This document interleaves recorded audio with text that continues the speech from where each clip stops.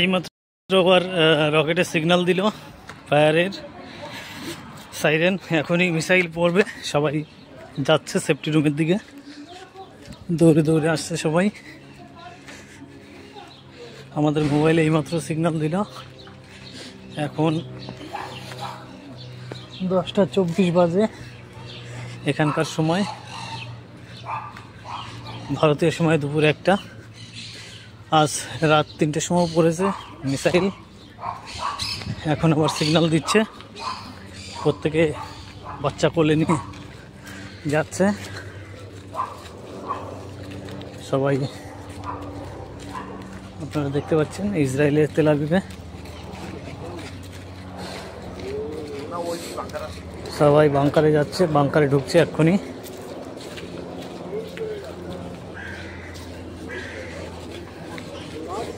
দেখতে পাচ্ছেন একজন বয়স্ক মানুষ, যিনি পায়ে সমস্যা,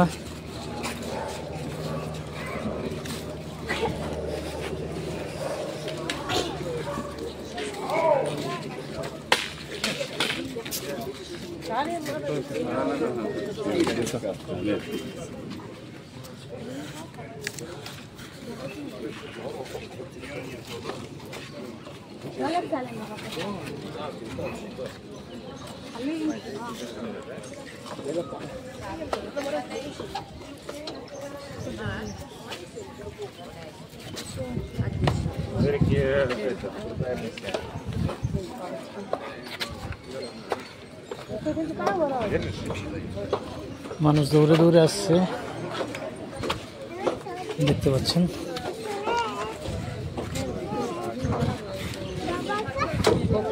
Сегодня день рождения у дедушки. Я нашла очень смешное видео.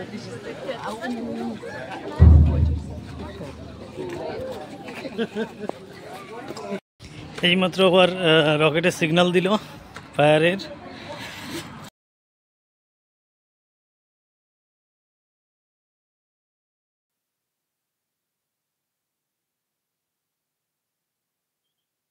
দর্শক, যে ভিডিও দেখছিলেন সেই ভিডিও ইসরায়েল থেকে পাঠিয়েছেন পলাশ বল্লভ, যার সঙ্গে আমি গতকালকেও কথা বলেছি। এই মুহূর্তে আবারও তাকে অনলাইনে নিয়েছি।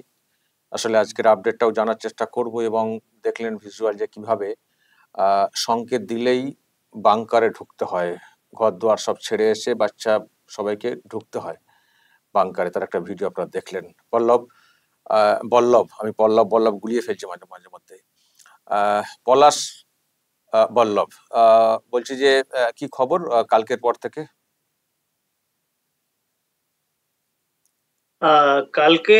কালকে মানুষের মনে যে উন্মাদনা ছিল, যে আত্মবিশ্বাস ছিল, সেই আত্মবিশ্বাস এখনো মানুষের মধ্যে আছে। এখানকার স্থায়ী বাসিন্দা সহ যে সমস্ত বিদেশের লোক, শ্রীলঙ্কা, ভারত, যে সমস্ত বিদেশের লোক এখানে কাজ করছেন, প্রত্যেকের মনে এখনো আত্মবিশ্বাসটা আছে, যেহেতু আমেরিকা ইসরায়েলের পাশে আছে। আর আজকে ভোর 3টে ভারতীয় সময়, সকাল 5:30 এবং সকাল 10:30, তার মানে কিছুক্ষণ আগেই ভারতীয় সময় দুপুর 1টা নাগাদ মিসাইল হামলা আবার ইরান করছে। তার পরিপ্রেক্ষিতে আমরা প্রত্যেকেই আমাদের সেফটি রুমে, যখনই আমরা সংকেত পাই ফোনে, আমরা প্রত্যেকে আমাদের যে সেফটি রুম, সেই সেফটি রুমে অর্থাৎ বাংকারে আমরা পৌঁছে যাই। তার মানে ওরা মাঝে মধ্যে এখনো পাঠাচ্ছে, তাই তো? মানে মিসাইল পাঠাচ্ছে, এবং সেই সংকেত পেয়ে আপনারা সব সেফটি নিজেদের মতো করে নিয়ে নেন। একদম একদম। এবং আমরা প্রত্যেকের মোবাইলে রেড অ্যালার্ট আছে। রেড অ্যালার্ট বাজলেই আমরা আমাদের সুরক্ষিত এলাকায়, সুরক্ষিত যে বাংকার ইসরায়েলে আছে, সেই বাংকারে আমরা আশ্রয় গ্রহণ করি। আচ্ছা, আমরা নয়, এখানকার যারা স্থায়ী বাসিন্দা তারাও সেই বাংকারে আশ্রয় গ্রহণ করেন। আপনি তো আছেন তেল আভিভ শহরে, খুব বড় একটা জায়গা। তো আমি বলছি যে আমেরিকার অ্যাটাকের পরে ইরানের আক্রমণ কি বেড়েছে, নাকি একই জায়গাতে আছে? মানে ফ্রিকুয়েন্সি কিরকম, মানে বেড়েছে কি? গত দুদিন একটু কম ছিল, কিন্তু আজকে ভোর থেকে 3টে আর এদিকে 10টা, অর্থাৎ 7-8 ঘন্টার মধ্যে দুবার আক্রমণ করে ফেলেছে ইরান এখনো পর্যন্ত। এখনো সবে 11টা বাজে, এখনো তো দিন বা সন্ধ্যা বা রাত বাকি আছে। আজকের দিনটা পার হলে বুঝতে পারবো যে ইরানের আক্রমণাত্মক ভাবটা কতটা। না, এই যে অ্যাটাক গুলো হচ্ছে, এটা কোন জায়গাতে হচ্ছে, মানে কিরকম ক্ষতি, মানে মানুষ মারা যাচ্ছেন? না, গতকালকের থেকে ইসরায়েলের যে মিসাইল আয়রন ডম আছে, তাতে তার প্রতিরক্ষা খুব সুন্দরভাবে করছে। কালকে থেকে আজকে পর্যন্ত এখনো পর্যন্ত আমরা কোথাও শুনিনি যে কোনো বিল্ডিং এর ক্ষতি হয়েছে বা কোনো বিল্ডিং গুড়িয়ে গেছে বা কোনো মিসাইল কোনো বিল্ডিং এর উপর পড়েছে। পড়ছে, কিছু কিছু জায়গাতে পড়ছে, একটা মানে ওই আর কি মানে প্রত্যাঘাত বা ভয় হ্যাঁ, দেখানো, কিছু কিছু জায়গায় পড়েছে।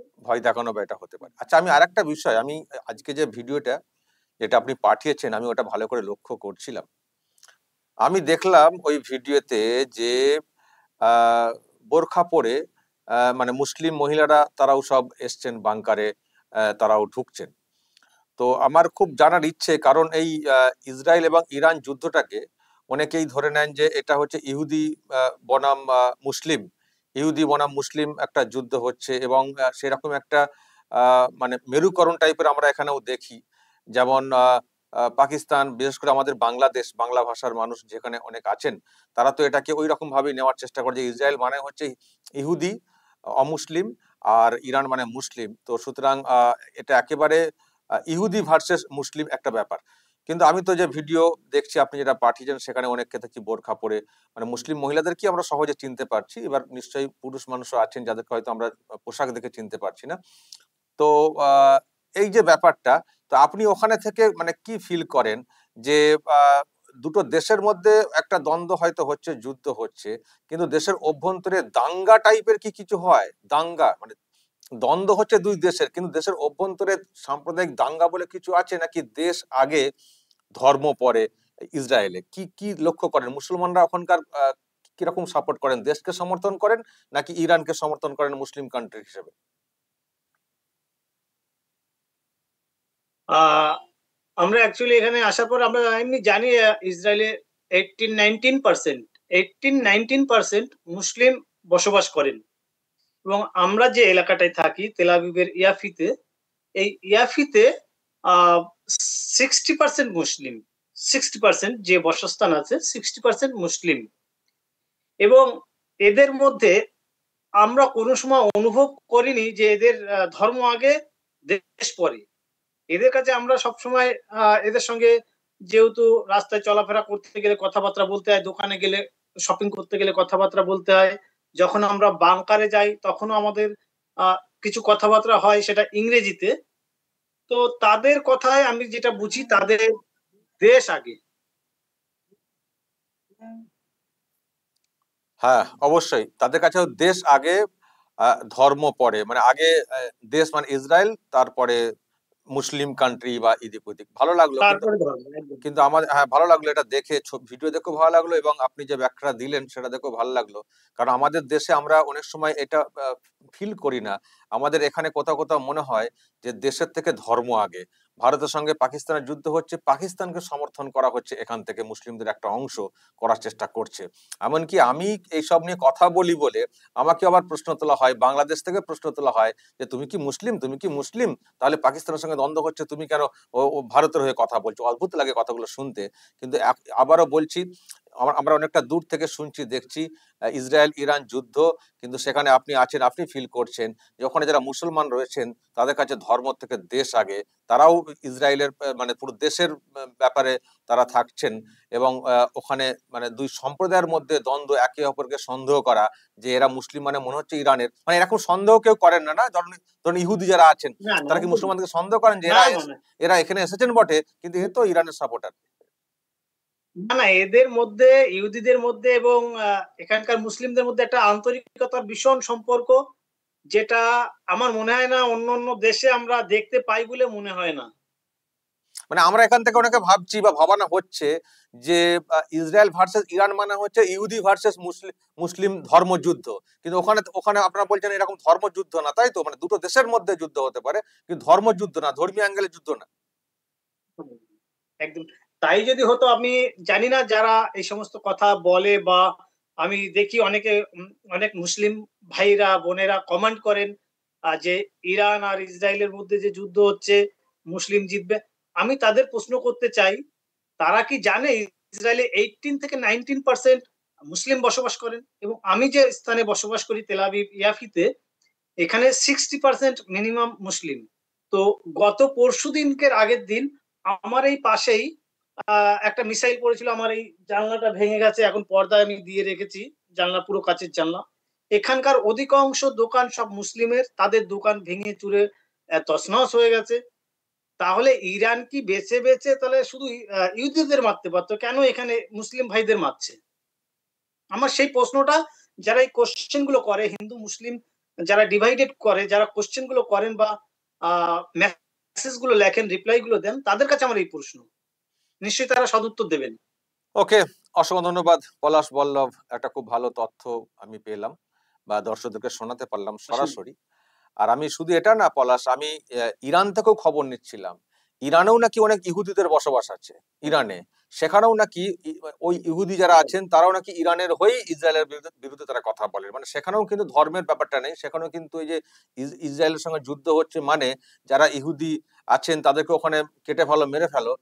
ইরানেও কিন্তু এটা হচ্ছে না। ফলে আমাদের এখান থেকে যেটা আর কি, আমরা বাংলাদেশের সঙ্গে যেটা দেখতে পাই যে ভারতের সঙ্গে কিছু হচ্ছে, চলো ওখানকার হিন্দুদেরকে তাড়াও মেরে, এই যে ব্যাপারগুলো আমরা এখানে উপমহাদেশে যে ফিল করি, কিন্তু ইরান ভার্সেস ইসরায়েল যে যুদ্ধ হচ্ছে সেখান থেকে কিন্তু এরকম খবর পাই না। এবং আপনি তো চাক্ষুষ দেখছেন এবং সেটা সরাসরি বললেন এবং ভিডিও তো সেটা প্রমাণ করছে। আপনাকে আমি আরেকটা তথ্য দিচ্ছি, যেটা জানার দরকার, সবারই প্রত্যেকেরই জানার দরকার।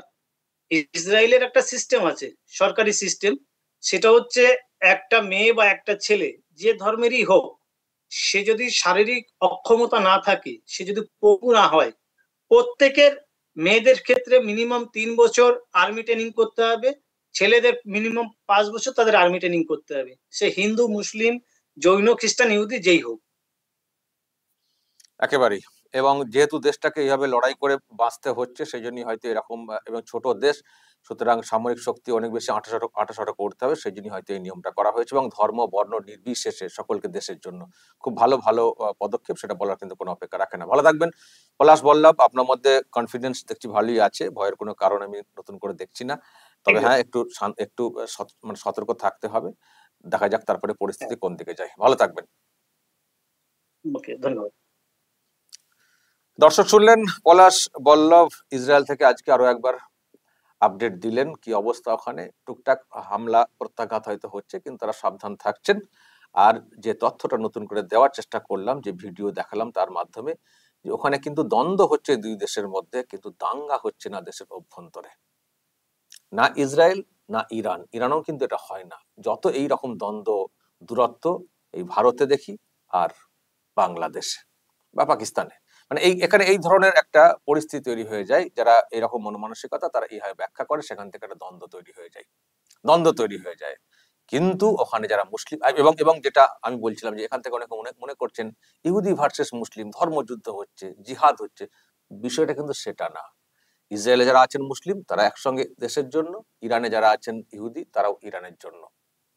বাকি দুই দেশের আলাদা কনফ্লিক্ট যে সমস্যা রয়েছে সেটা অন্য বিষয়, কিন্তু এটার সঙ্গে ধর্মযুদ্ধকে গুলিয়ে দেওয়ার যে একটা চেষ্টা হচ্ছে, এবং সেটা করে এখানে একটা মেরুকরণ করার চেষ্টা হচ্ছে যে মুসলিম মানে ইরানের সমর্থক হতে হবে। আমাকেও কেউ কেউ বলছেন মুসলিম মানে ইরানের সমর্থক হতে হবে, ইসরায়েলের বিরুদ্ধে কথা বলতে হবে। আমার কোনো খবর হয়তো ইসরায়েলের বিষয়ে চলে আসছে বলে আমাকে আবার ইহুদি বলে দেখে দেওয়া মুসলিম বিরোধী যারা এইসব বলছেন, চোখ খুলে কান খুলে থাকুন, চোখ খুলে দেখুন, কান খুলে শুনুন ওখানে কি হচ্ছে। আর আপনারা ফালতু এখান থেকে উল্টোপাল্টা মন্তব্য করেছেন আর ধেই করে আসছেন। দর্শক বলবেন যদি আপনাদের এই নিয়ে কিছু বলার থাকে অবশ্যই বলবেন, কমেন্ট বক্সে নজর রাখবেন আরামবাগ টিভিতে।